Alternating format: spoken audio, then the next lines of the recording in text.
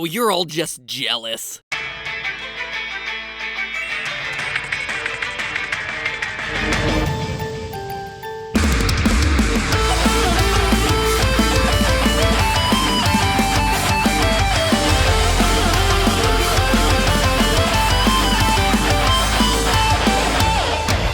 Hello, Internet!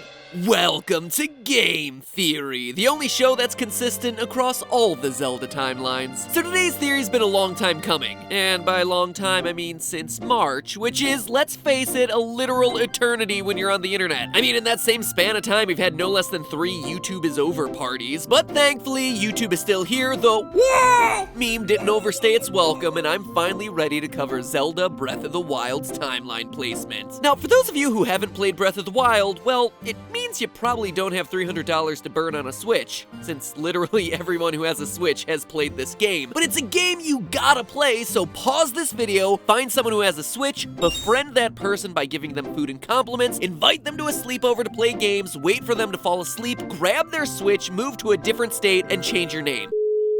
It's as easy as that. Don't worry, this video will be here when you get done. Great, you've unpaused the video, meaning that you're now a wanted criminal, and that you're finally ready to talk Breath of the Wild's timeline placement. So in the game, you play as Link. No big surprises there, as he wakes up from a 100-year nap to find Hyrule devastated by Calamity Ganon. Basically, it's Ganon on evil energy steroids. Swole and roided up. And it's up to you to reawaken 4 ancient Power Ranger Zords, go Hyrule champions, and defeat Ganon once and for all. But before we can properly identify where this is in the timelines, we need to understand the basics of those timelines. Now, I'm not gonna go too in-depth here. For that, there's this really old, really cringy game theory that you can laugh at me for up in that eye icon in the upper right-hand corner. Watch that and tell me, yeah? Those are the good old days of game theory?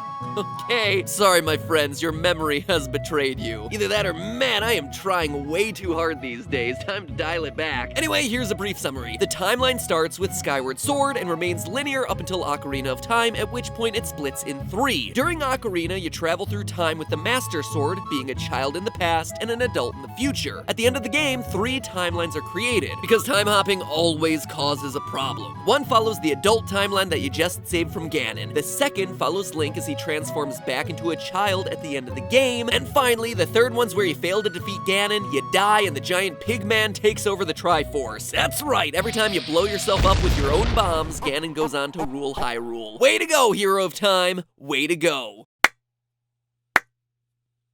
Sarcastic slow clap.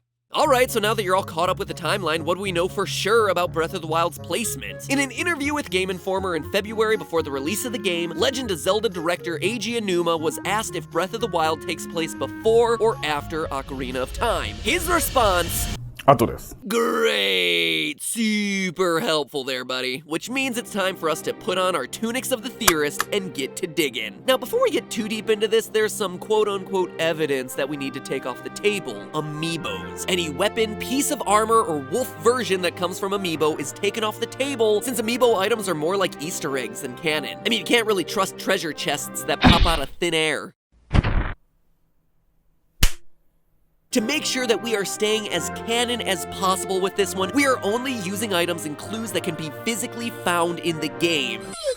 Oh, sorry there, buddy. But who's a good boy? Who's a good boy? Who wants to chew on Tingle's leg? Yeah, you do. Before the game's release, the biggest piece of evidence was salt. And no, we're not talking about Rivali's saltiness for having to assist you in your journey. I mean, it's just asinine. We're talking about rock salt, found by smashing mineral deposits. According to the flavor text, rock salt is, quote, crystallized salt from the ancient sea commonly used to season meals. Ancient sea, you say? Online Zelda theorists immediately concluded that this could be referring to the Great Sea, the flooded overworld that's your main setting in Wind Waker, which would put the game pretty solidly in the Adult Era timeline. The Adult Era was then further supported by 2 races that Link interacts with only in Wind Waker: the Rito, a bird race, and the Korok, leafy-faced forest spirits. And it was easy to tie the Koroks from Breath of the Wild to the Koroks of Wind Waker because they look almost identical to each other. And for a series that changes the looks of the races with almost every game, this is saying a lot. Then you have the Rito, who came into existence in Wind Waker. According to Eiji Aonuma in the Japanese-only publication Zelda Box: The Wind Waker Fan Book, quote, "We set it up so that the Rito tribe was the evolved form of the Zora tribe that appeared in Ocarina of Time, and the Kokiri tribe left the forest and became the Koroks. Their appearances are different, but they share the same bloodline. End quote. Cool. That's totally cool. I could never come up with a video game that is as influential as you guys, and I'm not trying to tell you how to do your job or anything, but have you never heard of Charles Darwin? The Zora evolved from aquatic animals to birds when Hyrule is now almost completely water.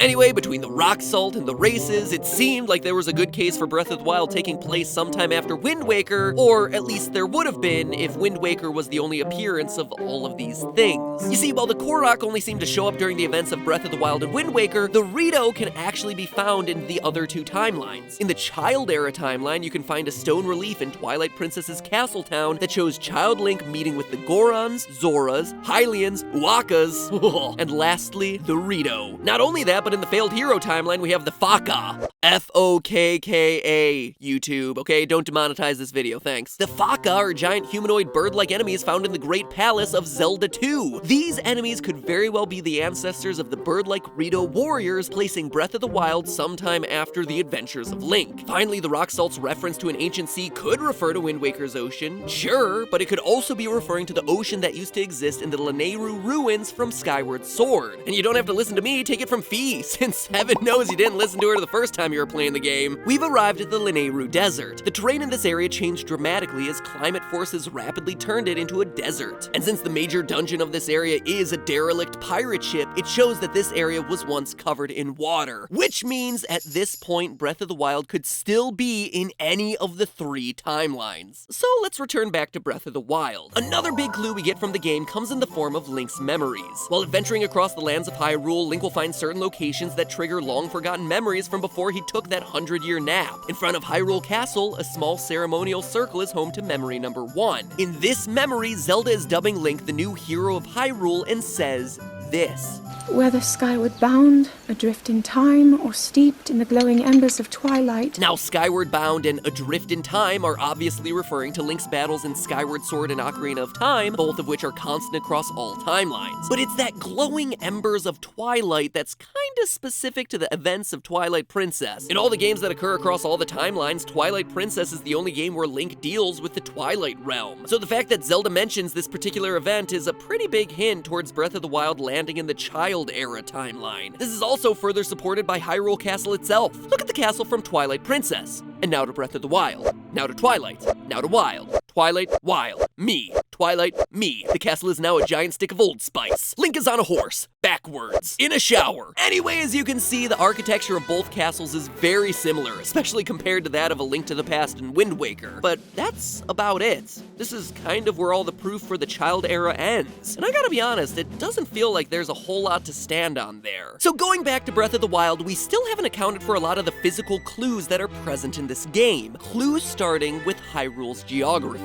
If you take a look at every map of Hyrule, geography is one of the least consistent things across games. Apparently, Hyrule's tectonic plates are lit AF, as they say. But comparing maps across all the games, Breath of the Wild does have major geographic landmarks that line up with the games falling into the Failed Hero timeline. If you take a look at Breath of the Wild's map compared to that of Link to the Past, you'll notice some significant similarities. In both maps, we can see that the desert is to the southwest, Death Mountain is to the north, the Lost Woods also north, and Lake Hylia is to the south. I mean, granted, they're not perfectly aligned, but there's no denying that they're a closer match than anything found in any of the other games. And not only that, but Spectacle Rock, a rock formation looking like glasses, can be found in Breath of the Wild. This particular mountainous formation is only found in the games falling in the Failed Hero timeline. And evidence for the Failed Hero timeline doesn't stop there. Breath of the Wild's most deadly enemy, the half-horse, half-lion pain train of death, the Lynel, has only appeared in 5 other games throughout the Zelda series. Their first and most known appearance was the original Legend of Zelda, but they also show up in Link to the Past, the Oracle games, and the recent Link Between Worlds. Whether or not they appear in a given Zelda game is inconsistent at best, but one thing is true of all the games they've appeared in. They're all part of the Failed Hero timeline. You never see them in any of the other games outside of this one branch, which strongly suggests that the Lynels were only recruited into Ganon's army once he managed to defeat Link during the events of Ocarina of Time. And speaking of enemies, let's talk the Demon King himself,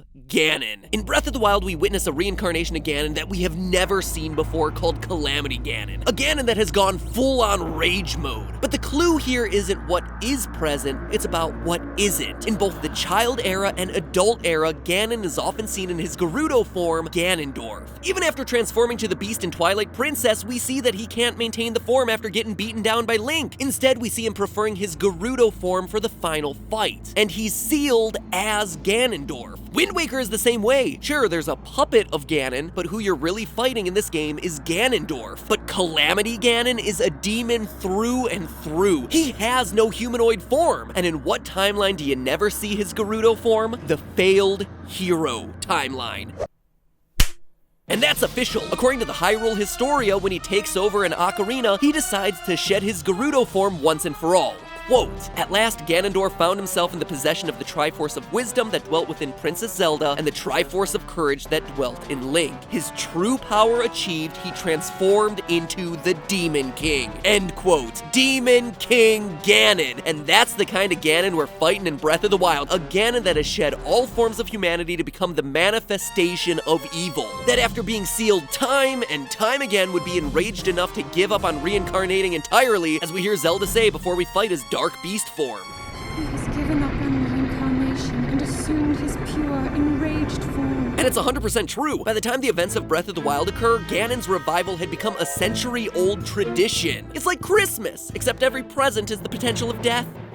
We see that Ganondorf is revived twice in the adult era, reincarnated once in the child era, and that the Demon King Ganon is revived 4 times. 4 times in the failed timeline. I mean, hey, I just skipped to rage mode at that point too. But to me, the most convincing piece of evidence comes when you complete one of the hardest challenges in the game. By finding and conquering all 120 shrines, which is exhausting, by the way. I mean, why am I standing on this platform naked waiting for the blood moon? Just to get another orb? Whoopity-doo! A man only needs so much stamina, guys. Or does he?